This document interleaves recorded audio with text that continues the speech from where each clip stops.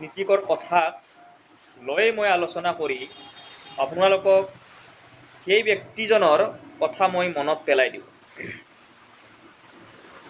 মানুহজনৰ নাম আছিলে ভাৰত ভূষণ তিৱাৰী আৰু সেই কাণ্ডটো হৈছিলে বিহাৰৰ ভোজপুৰত। তেওঁ যিটো কাণ্ড কৰিলে সেইটো সঁচাকৈ ভুল। কোনো ধৰণৰ আইন বিৰোধী বস্তু হাতত লৈ কোনো ব্যক্তিকে তেওঁ পুলিচ প্ৰশাসন হওক বা চৰকাৰ হওক বা জনসাধাৰণ হওক কোনো ধৰণৰ এনেকুৱা কৰিব নালাগিছিলে। তেওঁৰ ভুল হৈছে, এইটো মই স্পষ্টকৈ কৈছোঁ। কিন্তু তাৰে মুখ্যমন্ত্ৰী সম্ৰাট চৌধুৰী তেওঁ এটা বক্তব্য দিছিল। বক্তব্যটো এনেকুৱা আছিল যে অপৰাধীয়ে বিহাৰ এৰিব লাগিব, নেপালত যাব লাগিব। এই কথাটোত মই কিন্তু একমত নহয়। অপৰাধীসকলক যদি আছে বিহাৰত, নিশ্চয় আছে, তেওঁ জানে, কাৰণ তেওঁ এটা সময়ত কোৰ্টৰ আইন প্ৰশাসনৰ ওচৰত তেওঁ হাজিৰ হোৱা মানুহ। গতিকে তেওঁ জানে অপৰাধী ক'ত আছে। তাৰে চৰকাৰে এতিয়াই এই পদক্ষেপবিলাক ল'ব লাগে যে তেওঁৰ ভৰত ভূষণ তিৱাৰীৰ বলিদানে যাতে বিহাৰ উন্নতিকৰণ হয়, প্ৰতিজন ব্যক্তিয়ে যাতে শিকি অপৰাধীক সঁচাকৈ অপৰাধী যাতে নাথাকে সেই বস্তুটো তেওঁলোকে চালি জাৰি চাই একদম শেষ কৰিব লাগে। এতিয়া ভৰত ভূষণ তিৱাৰীৰ কিন্তু অপৰাধী বুলি জনসাধাৰণে কিন্তু নকয়, আৰু ময়ো নাভাবোঁ তেওঁ হয় বুলি। তেওঁৰ শিক্ষা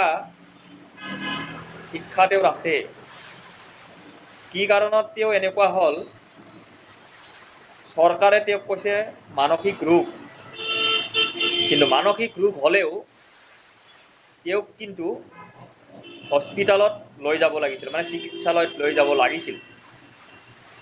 পুলিচ প্ৰশাসন ইমান আছে, এজন ব্যক্তিক যদি লৈ যাব নোৱাৰে, আৰু ভাৰতৰ ল'ৰা এজনক বা নৱপ্ৰজন্মক যদি তেনেকেই যদি শেষ কৰি পেলাব বিচাৰে, এইটো কিন্তু ভাৰতৰ বাবে দুৰ্ভাগ্যজনক। আপোনালোকে এই কথাবিলাক ভাৰত চৰকাৰ তথা ৰাজ্য চৰকাৰসমূহে এই কথাবিলাক গুৰুত্ব দিয়া খুবেই দৰকাৰ। এজন ব্যক্তি নৱপ্ৰজন্ম এইখন পৃথিৱীৰ পৰা যদি আঁতৰি যায়, দেশৰ বহুত লছ। উদাহৰণস্বৰূপে যি চৰকাৰেই নহওক কিয়, তেওঁলোকৰ দিনত কোনো ধৰণৰ এনেকুৱা ছবি যাতে দেশত হ'ব নালাগে, এইবিলাক কথা চৰকাৰে নজৰ ৰাখিব লাগে। তেওঁ যদি অপৰাধী, তেওঁৰ হাতত কিবা এটা আছিল, এইটো সকলো জনসাধাৰণে দেখিছে ভিডিঅ'ৰ যোগেদি। চৰকাৰে তেওঁক মানসিক ৰোগী হিচাপে তেওঁক ৰাখিব লাগিছিলে হস্পিটালত, কিন্তু চৰকাৰে এই কামটো নকৰি এই পৃথিৱীৰ পৰা তেওঁক বিদায় দিলে। সেইটো কিন্তু এটা ভাল চৰকাৰৰ কিন্তু পদক্ষেপ নহয়। আপুনি অসমৰ আপুনি 90 দশকৰ চৰকাৰৰ কথা যদি আপুনি মনত পেলায়, 85ৰ যদি মনত পেলায়, আৰু সেই দিনবিলাকৰ ঘটনা যদি আপুনি মনত পেলায়, তেতিয়াহ'লে জনসাধাৰণে যে চৰকাৰবিলাক যে ভাঙি দিয়ে, এই কথাবিলাক কিন্তু নতুনকৈ আকৌ নৱপ্ৰজন্মৰ মূৰত কিন্তু সোমোৱাই দিছে।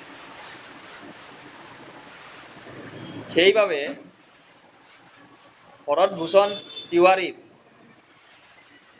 কথাটো চিন্তা কৰি চৰকাৰে আৰু বিৰোধীসমূহেও যাতে তেওঁৰ বিষয়ে আলোচনা কৰি বিহাৰৰ পৰা যিমানবোৰ অপৰাধী আছে, সঁচাকৈ তেওঁলোকক তেওঁৰ পৰা আঁতৰাব লাগে।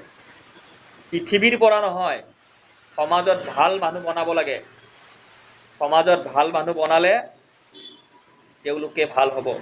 শিক্ষা দিয়ক, আপোনালোকে চৰকাৰৰ দিনত যিখিনি কাম কৰিব লগা আছে কামবিলাক কৰক, ভাল কথা। চৰকাৰৰে প্ৰতিটো ব্যক্তি চৰকাৰৰ আৰু প্ৰতিটো জনসাধাৰণৰ বাবে চৰকাৰ। কোনো এজন ব্যক্তিক এই পৃথিৱীৰ পৰা বিদায় কৰি কোনো এজন চৰকাৰে বাচি নাথাকে, তাৰ ফল পাব। সময় বৰ নিষ্ঠুৰ, সময়ক কিন্তু আপোনাক উত্তৰ দিব। অপৰাধী আপুনি তেনেকে যিবিলাক অপৰাধীবিলাক শেষ কৰক, ভাল কথা। উত্তৰ প্ৰদেশত আপুনি চাওক, যোগী আদিত্যনাথ ডাঙৰীয়াই সঁচাকৈ অপৰাধীক শেষ কৰিব আৰম্ভ কৰিছে। সেইবাবে এই কথাবিলাক আলোচনা কৰি আপোনালোকে চাব, জনসংখ্যা বহুত, আৰু সম্ৰাট চৌধুৰী ডাঙৰীয়াই অপৰাধী যদি থাকে কালিৰ পৰা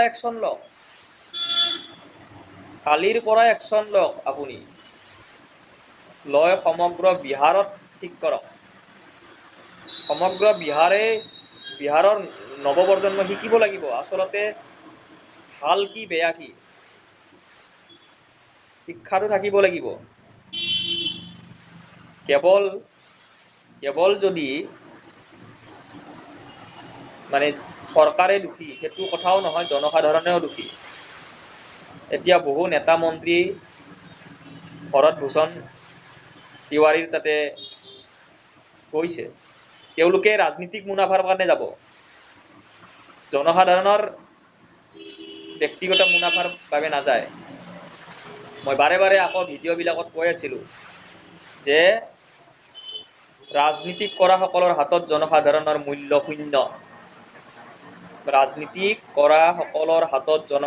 মূল্য শূন্য। গতিকে ৰাজনীতিক নেতা, ৰাজনীতিক মন্ত্ৰী বহুত যাব, কিন্তু জনসাধাৰণে চকু ৰাখিব কোন কেনেকুৱা। সময়ক সকলো সলনি কৰি দিব। সময় থাকোঁতেই জনসাধাৰণে ভাল পদক্ষেপ লৈ ৰাজ্য, নিজৰ গাঁও, নিজৰ এৰিয়া, স্কুল, কলেজ, ল'ৰা ছোৱালী, সন্তান সকলোকে ভাল কৰিবলৈ শিকিব লাগে। কি দৰকাৰ আছে যে এজন ব্যক্তিৰ হাতত আইন বিৰোধী বস্তু ৰাখিবৰ কাৰণে? কোনো দৰকাৰ নাই। কি দৰকাৰ আছে? চৰকাৰ প্ৰশাসনে সেই বস্তুবিলাক সকলো হাতৰ পৰা বিচাৰিব লাগে, বিচাৰি ভাল সুস্থ মগজুৰ চৰকাৰ চলাব লাগে। আৰু ভৰত ভূষণ তিৱাৰী যিহেতু তেখেতক ভাল মৰ্যাদা সহকাৰে, সন্মান সহকাৰে তাৰে এটা ভাল চিহ্ন হিচাপে ৰাখিব লাগে। আৰু মানৱ অধিকাৰত তাতে আইনবিলাক যায়, এইবিলাক আজিলৈকে ৰিপৰ্ট কি হয় মানে মইতো নাজানো, বা কোনোবাই জানে যদি ভাল কথা। চৰকাৰ থকাৰ পিছতো সুপ্ৰিম কোৰ্টে এটা গাইডলাইন দিব লাগে যে কোনো ধৰণৰ অপৰাধীক যাতে কোনো আইন প্ৰশাসনে এই পৃথিৱীৰ পৰা বিদায় দিয়াটো যাতে নকৰে, সেই বস্তুখিনিহে সুপ্ৰিম কোৰ্টে এটা গাইডলাইন বান্ধি দিব লাগে, এটা নিয়ম বান্ধি দিব লাগে। ধন্যবাদ।